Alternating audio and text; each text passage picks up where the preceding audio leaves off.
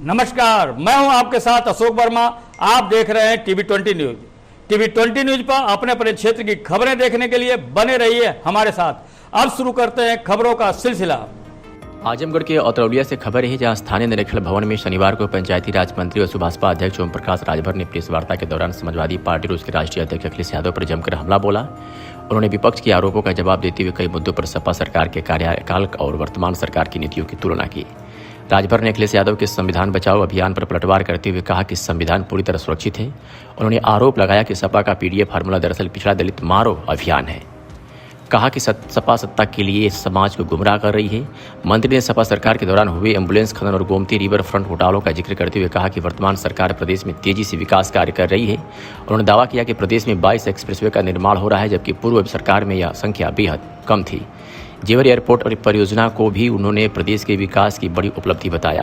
राजभर ने अखिलेश यादव पर व्यक्तिगत टिप्पणी करते हुए कहा कि उन्हें सत्ता विरासत में मिली है, लेकिन दूरदर्शिता की कमी है। उन्होंने दावा किया कि उनके पास ऐसी तस्वीरें जिनमें अखिलेश यादव शीर्ष नेतृत्व से मुलाकात करते नजर आ रहे हैं। महंगाई के सवाल पर मंत्री ने कहा कि आज ग्रामीण क्षेत्रों में जीवन स्तर बेहतर हुआ है। उन्होंने कहा कि बड़ी संख्या में घरों में वाहन पहुंच चुके हैं। किसानों के संदर्भ में उन्होंने बताया कि गेहूं के दाम में वृद्धि हुई है और आलू की रिकॉर्ड पैदावार सरकार की नीतियों का परिणाम है। राजभर ने कहा कि पूर्ववर्ती सरकार में दंगों की घटनाएं आम थी, जबकि वर्तमान में प्रदेश में कानून का राज स्थापित है। उन्होंने विश्वास जताया कि वर्ष 2027 में भी भाजपा गठबंधन ही सत्ता में लौटेगा। प्रेस वार्ता के दौरान मंत्री के बयान राजनीतिक गलियारों में चर्चा का विषय बने रहे। अखिलेश यादव का कहना है कि संविधान खतरे में है और वो गांव-गांव जाकर चर्चा करेंगे। अब खुद को वंचित को नेता कहने वाले हैं। आपको लगता है कि वर्तमान सरकार में बाबा साहब संविधान सुरक्षित है? 100% सुरक्षित है। मोदी जी, योगी जी के राज्य में संविधान पूरी तरह सुरक्षित है।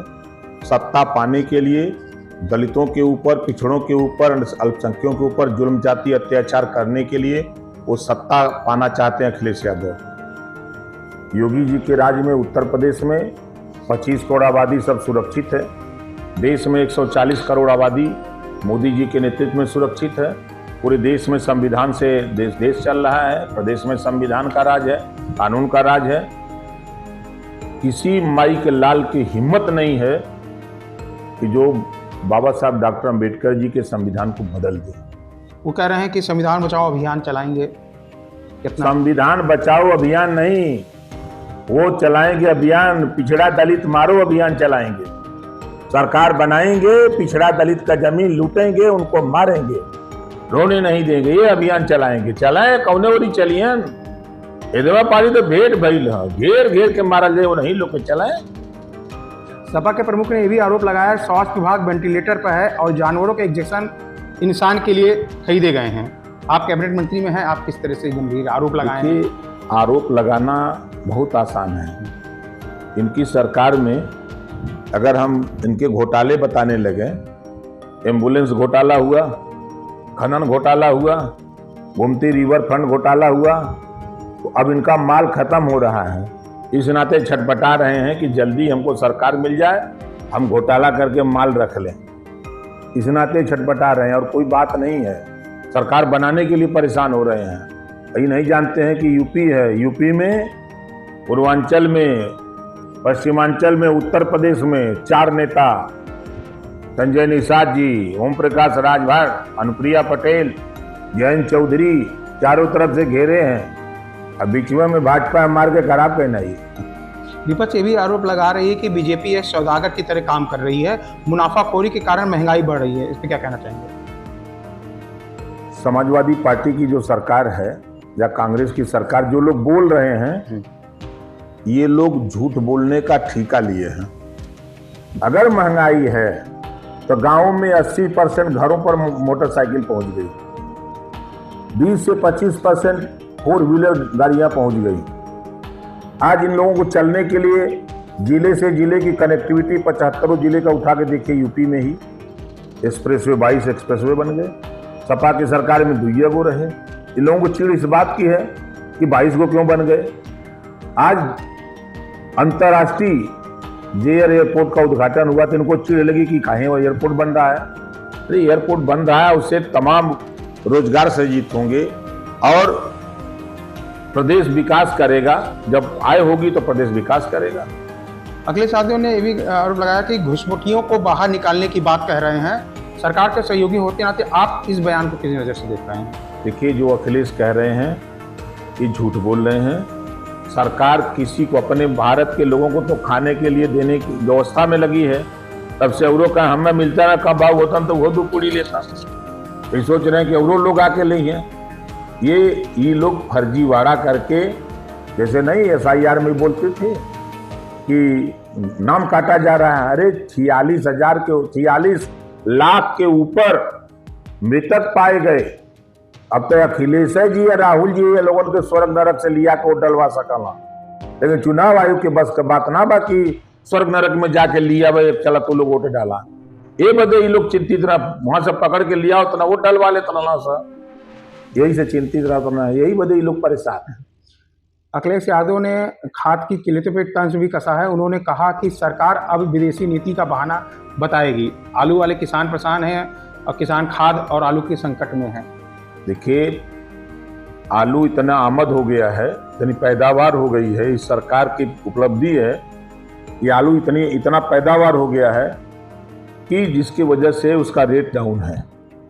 खाद किसी किसान को बताओगे अगर उसको पानी, खाद, बीज अच्छा न मिला होता तो इतना आलू पैदा होता।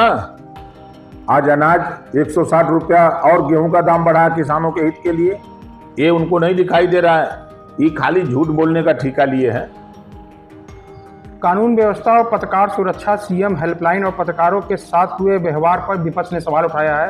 क्या सरकार के खिलाफ आवाज उठाने वाले को सच में दबाया जा रहा है? समाजवादी पार्टी की सरकार में पत्रकार को जिंदा जलाया जाता था। समाजवादी पार्टी की सरकार में जो कानून की बात कर रहे हैं, प्रदेश में 1000 दंगे हुए अखिलेश जी के शासन में, कर्फ्यू लगे और आम जन की हानि हुई, गांव छोड़ के लोग पलायन किए। ये कानून की बात करते हैं। आज 9 साल में एक भी दंगा नहीं हुआ, कहीं कर्फ्यू नहीं लगा, कोई गांव छोड़ के पलायन नहीं हो रहा है। इसी नाते वो सब परेशान है। ग्रीन कॉरिडोर के डिजाइन को लेकर मुख्यमंत्री पर सीधा सवाल उठाया गया है। क्या आपको लगता है कि प्रदेश में बन रहे एक्सप्रेसवे और कॉरिडोर की डिजाइन में खामियां हैं? कोई खामियां नहीं है। देखिए, अगर टेलर कपड़ा सिले, उसकी खामी निकालने के लिए तो धोबी निकाल देता है कि यहां से गड़बड़ टेढ़ कर दिया है, और धोबी जब प्रेस करके दे देता है तो पहनने वाला बता देता है कि यहाँ करखा पोत दिया है। तो क्या बता रहे हैं कि जिस कारण पुलिस की बैरिकेडिंग भी लगाई गई थी? क्योंकि पुलिस सुरक्षा में है। अंदर, देश के अंदर पुलिस अपने स्टेटों में सुरक्षा में लगी है, बॉर्डर पे फोर्स लगी है, सेना लगी है। हम अब सुरक्षित हैं, आनंद से हैं। दुनिया के किसी देश में आप उठा के देखिए, ईद के समय नमाज लोग नहीं पढ़ पाए मुसलमान, लेकिन भारत में ईद और रामनवमी दोनों लोग मिलकर मनाए हैं। इससे बड़ा क्या दिया जा, सौभाग्य क्या बताया जा सकता है? 2027 के चुनाव के लिए पीडीए अखिलेश यादव 2024 के तर्ज पर 2027 में बीजेपी को हराने का दावा कर रहे हैं। क्या है पीडीए का वो तो हरा रहे थे, 17 में भी हरा रहे थे, 14 में भी हरा रहे थे, 17 हराए, 19 हराए, फिर 22 हराए, 24 देख लेंगे, देख लिए, अब फिर 27 देख लेंगे। पेट भर जाई, काहे घबरात हो। उन्होंने ये भी आरोप लगाया भाजपा सरकार ने हजारों पिछड़ों और दलितों मतलब पीडीए परिवार की नौकरियां भी छीनी, आरक्षण छीना है। तू का कही लगभग 27% आरक्षण का लाभ अपनी जाति के उठा के दे दिया, ये नहीं बता रहे हो? बांट दिए होते तो कम से कम अब पिछड़ी जाति में और जो लोग आते हैं उनके भी बच्चे सिपाही, दरोगा, बाबू, चपरासी, तहसीलदार, लेखपाल बनते ना। अखिलेश यादव का यह भी कहना है कि सरकार में रहते हुए आपको तंज कसते हुए कहा है कि केवल बयानबाजी करते हैं, जबकि असली में पिछड़ों का न्याय नहीं है, केवल हल्ला करने में वास्तव में जमीनी स्तर पर क्या काम है। कम से कम चिंता सता रही है राजभर की ना। अब उनके लोग भी अगर कहीं उपद्रव कर रहे हैं तो उसका शिकार हो रहे हैं, कानून का डंडा चल जा रहा है, इस नाते वो चिंतित हैं।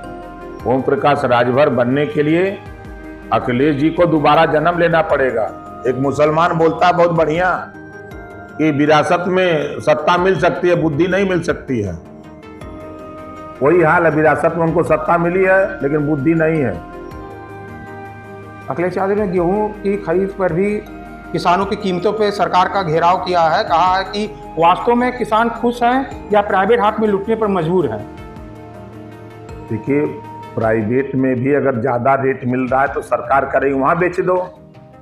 अगर वहां नहीं बेच पा रहे हो तो जो हम एमएसपी रेट तय किए हैं 160 रुपया पर कुंटल दाम बढ़ाया इस बार सरकार ने, आप ले आओ वहां बेच दो।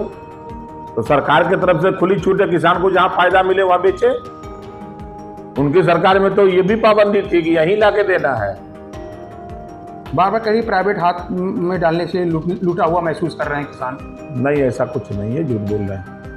आखिरी सवाल यह है कि अक्सर पुराने कार्यकाल की कमियां गिनाते हैं, लेकिन अखिलेश यादव कह रहे हैं कि अक्सर पुराने कार्यकाल की कमियां गिनाते हैं, लेकिन आज अखिलेश यादव सीधा पूछ रहे हैं कि अब तो आप सत्ता में हैं, आप पुरानी बातों को क्या वर्तमान की समस्या पे क्यों नहीं समाधान करते हैं? इस नाते समाधान नहीं करते। दिन में भाजपा के खिलाफ बोलते हो और रात को जो है गुलदस्ता लेके योगी जी या मोदी जी से मिल के कहते हो कि देखो भाई, खनन में गायत्री प्रजापति जेल में हमको बचा के रखना, हमारे परिवार को बचा के रखना। जो गोमती रिवर फ्रंट में जो लोग हैं, जिस सीबीआई ने एफआईआर में अखिलेश जी का नाम रखा है, गायत्री प्रजापति इतने लंबे समय से जेल में है, अखिलेश जी बाहर है, तो ये कौन सा नजारा है? समाजवादी पार्टी की सरकार में आजम खान जेल में है उन्हीं की कारनामों से, और ये जेल के बाहर है, ये क्या बोलेंगे? तो क्या आपको लग रहा है कि मुख्यमंत्री बचा रहे हैं अखिलेश जी को? अरे भैया, अब आपको क्या बताएं, आप जानिए। हम आपको 1 दर्जन से ज्यादा फोटो दिखा दें अखिलेश जी का, योगी जी का और मोदी जी का, अखिलेश जी का एक साथ मिलने का 1 दर्जन फोटो दिखा दें। ठीक।